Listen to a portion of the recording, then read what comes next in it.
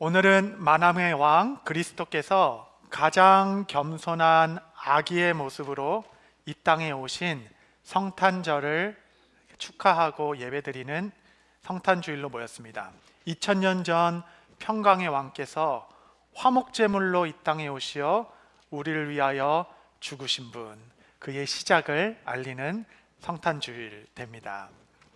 오늘 누가복음 2장 1절은 예수님께서 탄생하셨을 때의 당시 시대적 배경의 정보를 줍니다. 가이사 아구스도가 영을 내려, 이렇게 시작되죠. 가이사, 이렇게 왜 이렇게 어려운 말로 써놨는지 모르겠어요. 영어로 보면 시저이죠. 시저인데 영어 성경이 중국어로 번역이 됐고 중국말을 우리나라 말로 번역하면서 이 중국 한자로 음역되는 대로 다 썼기 때문에 시저를 가이사라고 쓴 겁니다. 페르시아를 바사라고 쓴 겁니다. 이집트를 애굽 이렇게 쓴 겁니다. 그래가지고 이런 전통이 내어졌는데 시저이죠. 가이사. 아구스도는 우리가 잘 아는 바 아우구스투스를 의미합니다. 아우구스투스. 아우구스투스는 이름이 아니라 칭호입니다. 칭호. 그러니까 애굽의 바로가 칭호잖아, 이름이 아니라. 그런 것처럼 아우구스투스는 로마 황제를 지칭하는 칭호가 되죠. 이 아구스도의 본명은 로마 제국의 제1대 황제된 옥타비아누스입니다.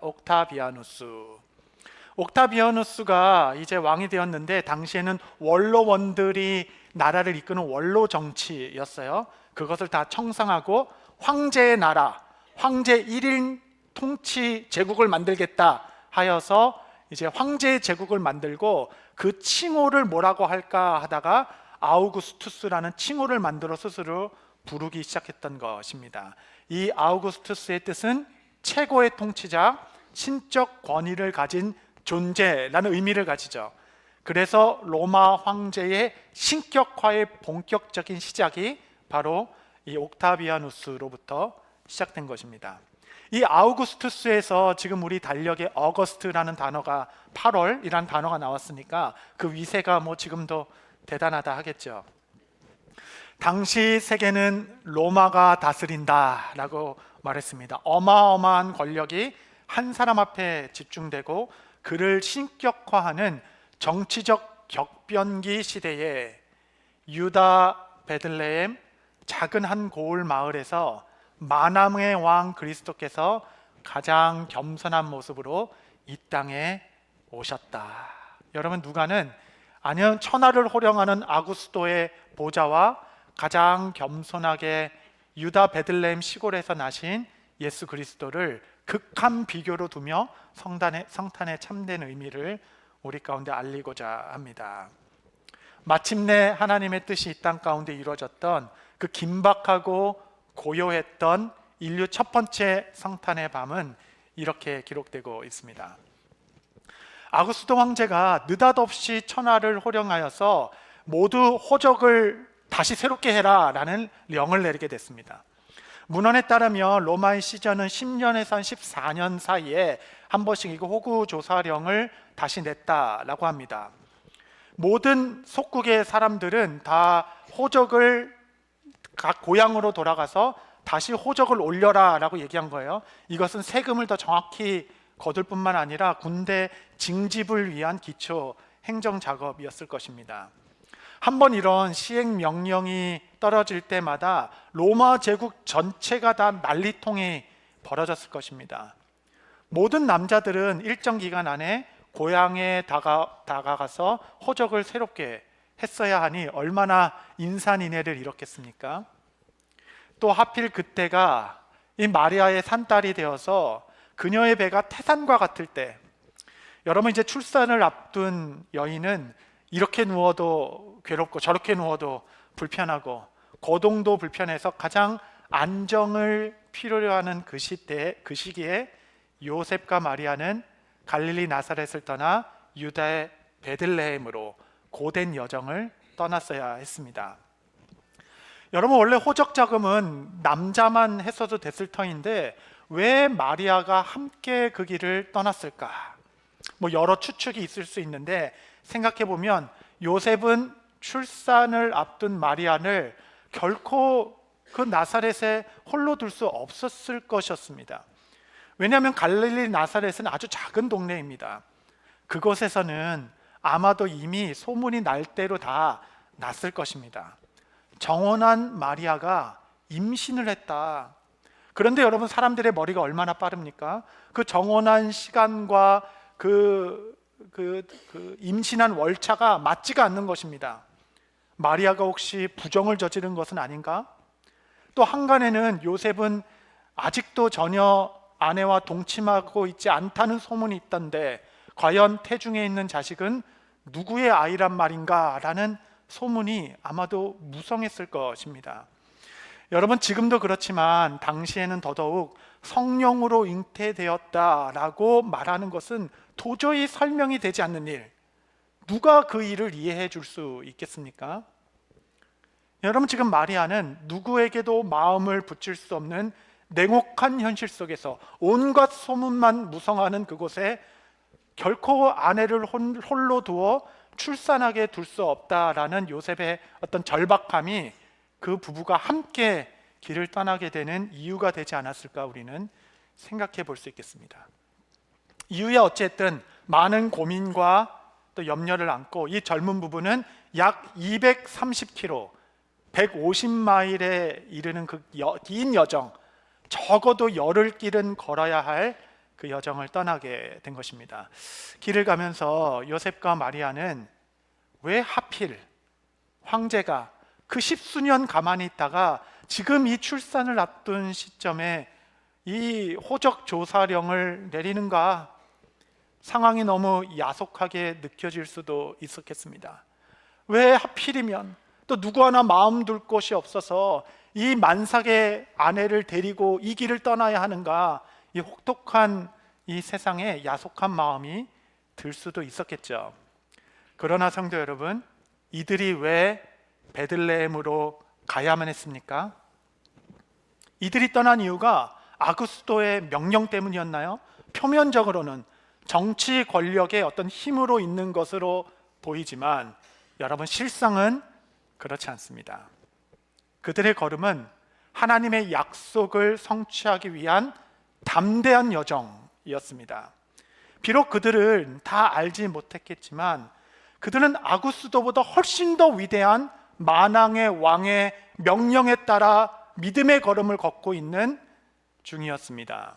이는 예수님이 탄생하시기 이미 700년 전에 그의 선지자가 미리 예언하신 바 그대로, 미가서 5장 2절 한번 다 같이 한번 읽겠습니다. 시작. 베들레헴 에브라다야, 너는 유다 족속 중에 작을지라도 이스라엘을 다스릴 자가 내게서 내게로 나올 것이라. 그의 근본은 상고에 영원에 있느니라. 여러분, 이 아구스도의 갑작스러운 등장, 느닷없는 호적 명령, 이 역사의 격변, 이 소용돌이는 다 그리스도가 이 선지자의 말씀 그대로 베들레헴 한 작은 고을에서 태어나게끔 하시기 위한 하나님의 준비 작업에 불과했습니다. 말씀 그대로 내가 할 일을 선지자에게 미리 보여주지 않고서는 행하지 않겠다는 말씀 그대로 주께서는 이미 700년 전에 베들레헴에서 날 하나님의 아들, 그 영원하신 왕에 대해서 말씀하셨고, 마침내 이 역사를 운행하시고 나라를 세우시고 왕을 세우시며 하나님의 뜻을 신실하게 이루시는 주님, 지금도 여전히 여러분 이 세계의 역사는 하나님의 은밀한 통치 아래 있음을 믿습니다. 여러분, 이 시대에 누가 엑스트라고 누가 주인공인지는 천국을 가봐야 아는 것입니다. 당시 모든 사람의 이목은 아구스도 황제의 그 명령에 집중하고 있었을지 모르겠지만 하나님의 눈, 성경의 관점은 이 말씀으로 생명을 잉태하여 믿음의 담대한 걸음을 처벅처벅 걸어가는 이 젊은 부부의 여정에 주목하고 있는 것입니다. 성도 여러분, 냉혹한 현실, 수근수근거림의 고통, 어디 하나 마음 붙일 곳 없는 야속한 세상, 격변하는 시대, 지금 여러분을 둘러싸고 있는 환경이 그 무엇이든 간에 은혜의 말씀에 부탁된 여러분의 삶은 약속의 성취를 향해 질주하고 있습니다. 그것도 거침없이. 하나님은 시대를 운영하시며 여러분의 삶을 이끌어 가시는데 결코 실패가 없으십니다. 세상 왕들의 그 교만한 말들과 추악한 폭정도 하나님께서는 통치 도구로 사용하셔서 결국 여러분을 향한 하나님의 부르심을 마침내 이루는 그 순간에 이르기까지, 하물며 사탄이 예수를 골고다로, 예수를 십자가로, 예수를 죽여야 한다라는 그 아주 추악한 계략까지도, 가장 추악한 그 계획까지도 하나님께서는 그 속에서 가장 선한 것을 이끌어내시는 하나님의 능력, 여러분을 향한 하나님의 계획과 부르심을 누가 막을 수 있겠어요? 누가 그것을 거스를 수 있겠습니까? 사탄의 계략 속에서도 가장 아름다운 보화를 도출해내시는, 창조해내시는 능력의 하나님 앞에 하나님께서는 모든 것을 합력하여 가장 선한 것을 이루어 가시는 은밀한 통치자, 역사의 주관자 되십니다. 선교학자 아놀드 토인비는 이렇게 얘기했어요. 세계 선교는 교회, 선교를 축으로 도는 수레바퀴이다. 아주 멋진 정의이죠. 여러분이 주의 나라 선교에 동참하는 순간 여러분은 역사의 중심에 서게 될 것입니다. 그러므로 성도 여러분, 여러분을 주역산 장애와 어려움과 환경이 무엇이든 간에 여러분 세상을 향하여 담대하시기 바랍니다. 하나님과의 눈과 마음은 여러분에게 고정되어 있을 것입니다. 예수님이 탄생하신 밤은 고요한 밤이었습니다. 하나님의 통치는 결코 요란하지 않으셨습니다. 고요한 다스림. 저도 아직 미숙해서 이 목회하는 게 좀 요란하기도 합니다. 자꾸 참견하고 싶은 것도 많아지고 하고 싶은 말도 많아지기도 합니다. 그러나 성도 여러분, 천지의 주제, 역사를 고요한 통치로 인도하신 주님 앞에 서 있다면 나는 기도하는 것으로 충분하다.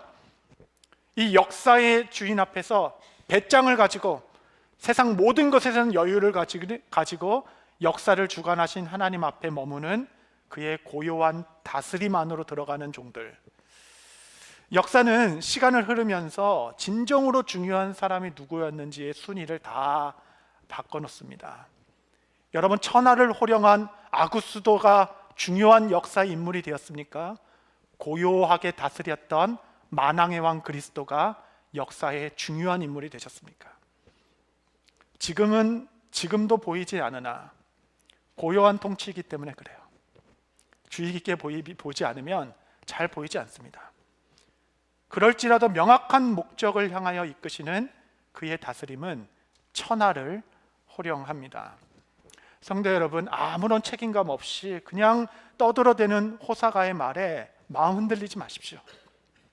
역사를 주관하시며 필연과 섭리로 이끌어 가시는 주님, 그 하나님의 약속 위에 다시 한번 여러분의 마음을 모으실 수 있게 되시기를 바랍니다.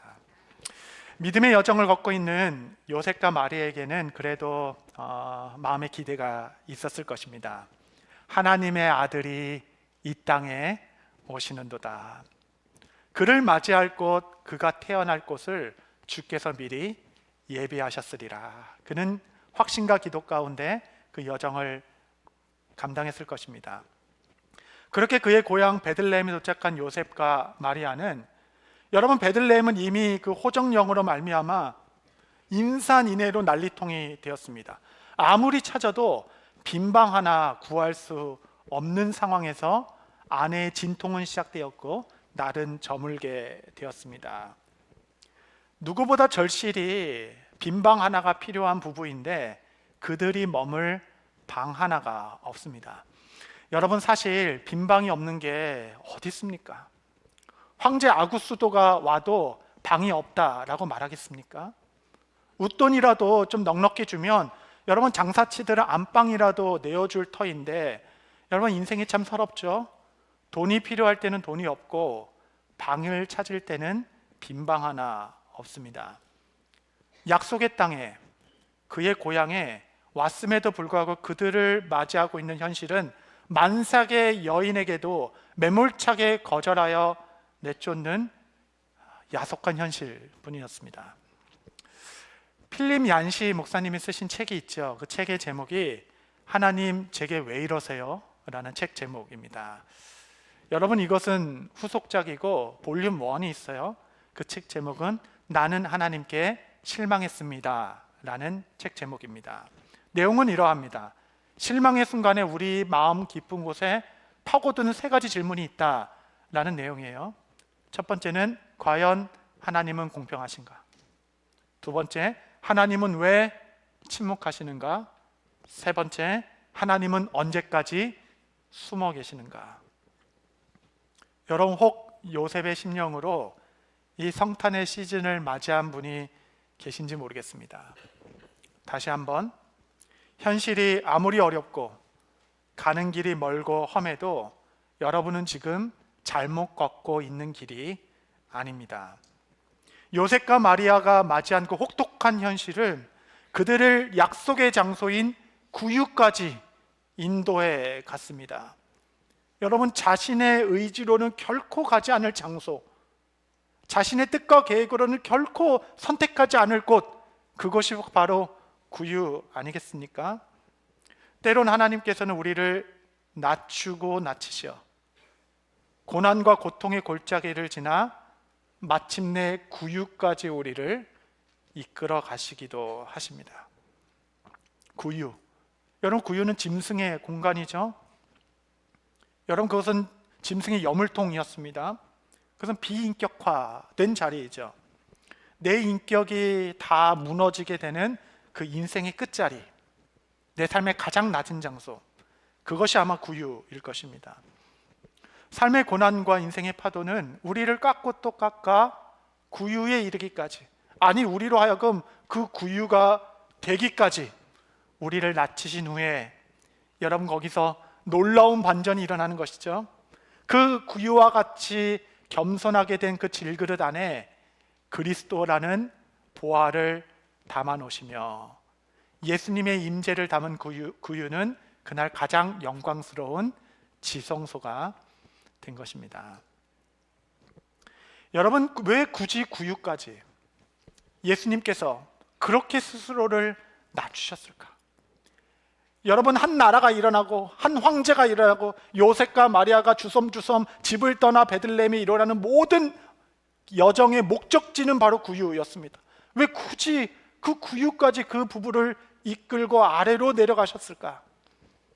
여러분, 그 이유는 바로 이 말씀 이후에 등장하게 됩니다. 누가는 의도적으로 이 구유 사건 이후로 밤중에 양을 치던 목자들에게 천사들이 나타났다는 사실을 바로 드러내면서 성탄, 이 구유의 참된 의미를 우리 가운데 말하고 있습니다. 만왕의 왕이 태어나셨을 때 천사들은 즉각적으로 한밤중에 양을 치던 목자들에게 그 소식을 전했습니다. 너무 아이러니하죠. 아브라함 이내로 2000년을 기다렸던 인류의 가장 기쁜 소식, 가장 중요한 소식을 가능한 빨리, 가능한 권위자의 입술을 통하여 빨리 전하게 하는 것이 더 좋지 않겠습니까? 그런데 왜 목자였을까? 목자는 이스라엘 중에서도 가장 비천한 자들로 여겨졌으며 유대교의 율법에 따르면 그 부정한 오물들을 만져야 되기 때문에 정결하지 못한 자들로 분류된 자들이 바로 목자들이었습니다. 목자들은 다 거짓말쟁이라는 편견이 있었어요. 왜냐하면 그냥 양떼를 게을리 치다가 양을 잃어버려 놓고 주인이 얘기하면 이리가 와서 잡아갔습니다, 뭐 어떡하라고요, 막 이렇게 이야기한다는 평이 있었기 때문에 목자들의 말은 다 믿을 만한 것이 못돼. 심지어 문헌에 따르면 어떤 사건의 유일한 증언자가, 목격자가 목자라 할지라도 목자의 말은 법적 효력이 가질 수 없다라고 기록될 정도였습니다. 여러분이 가장 중요한 소식을 전하게 된 첫 번째 증언자, 기쁜 소식, 만왕의 왕 구주가 나셨도다, 그 목자들로부터 시작된 복된 소식이 여기까지 임한 것입니다. 이 중요한 소식을 빨리 전하기 위해서는 제사장이 있었잖아요. 매일 말씀 공부하는 율법학자들 있었잖아요. 바리새인들 있었죠. 정치 권력을 가졌던 서기관들이 있었죠. 그 제사장이 화려한 옷을 입고 지난밤 구주가 나셨습니다, 제가 보증합니다. 여기 있으면 모든 사람들이 건의의 그 말을 알아듣고 이 기쁜 소식은 더 빨리 퍼질 수도 있었겠습니다. 그런데 성도 여러분, 왜 하필 배우지도 못하고 인정받지도 못한 천하디천한 목자에게 가장 먼저 증인으로 부름을 받게 되었을까? 왜 목자일까요?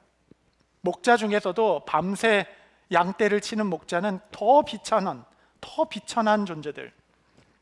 여러분이 질문의 끝은 나를 향하고 있어야 합니다. 왜 목자일까? 하나님께서는 왜 아무 자격 없고 비천한 나를 부르셔서 이 시대에 또 복음의 증언자로 삼으시려고 하는가? 목자를 찾으신 주님, 나를 부르신 주님.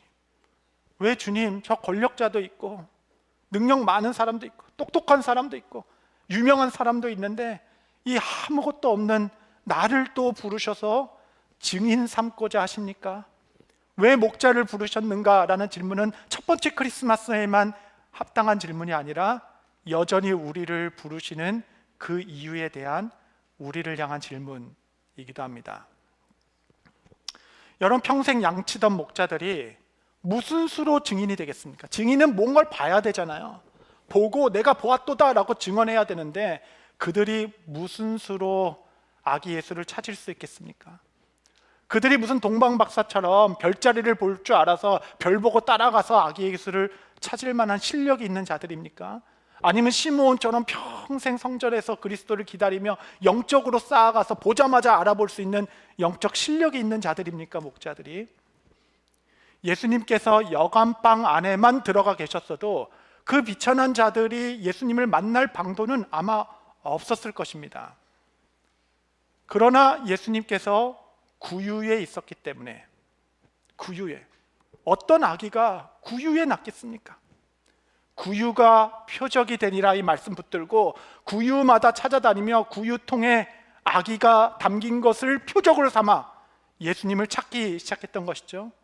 목자와 같은 자들도 능히 찾을 수 있도록, 아니 나와 같은 자도 능히 예수님을 만날 수 있도록 예수님은 누구나도 알아볼 수 있고 누구나도 다가갈 수 있고 누구나도 만져볼 수 있는 가장 낮은 자리에, 목자들보다도 더 낮은 구유로 임하심으로 말미암아 누구라도 예수님을 발견할 수 있고 누구라도 예수님께 다가갈 수 있고 누구라도 예수님을 찾아낼 수 있도록, 저 높은 솔로몬의 보좌에 오신 분이 아니시라 가장 낮고 비천한 구유에 나신 하나님의 아들, 여러분, 그의 합당한 지위에 따라 헤롯의 궁전이나 솔로몬의 상하 보좌에서 예수님이 나셨다고 한다면 여러분, 이 미천한 목자들이 무슨 수로 예수님을 찾아 증인으로 설 수 있겠습니까? 근접하지도 못해요. 누가복음 2장 11절 12절 말씀해 보시면, 오늘 다윗의 동네에 너희를 위하여 구주가 나셨으니 곧 그리스도 주시니라. 12절 같이 읽겠습니다. 시작.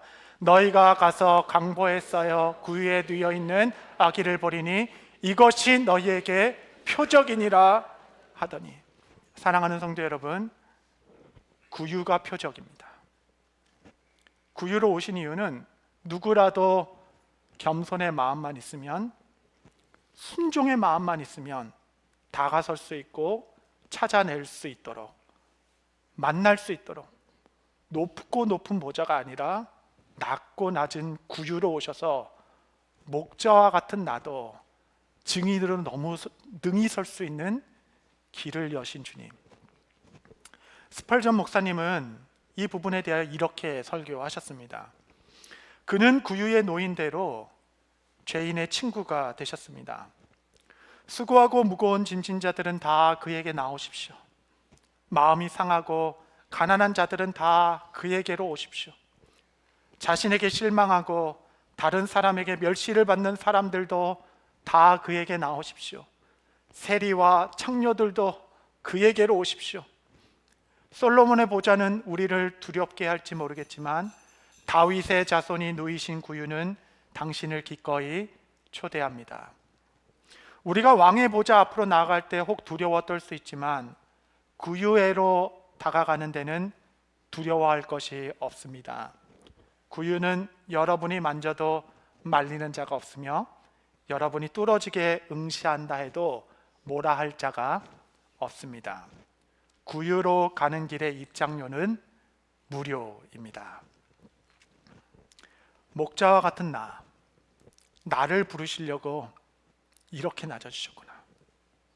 그 격변하는 역사 속에 요셉과 마리아의 믿음의 걸음 하나하나를 통하여 거기까지 그들을 이끄신 주님, 나와 같은 비천한 자들도 능히 예수 그리스도의 증인으로 설 수 있도록 우리보다 더 낮아주신 예수님, 성도 여러분, 구유가 표적입니다.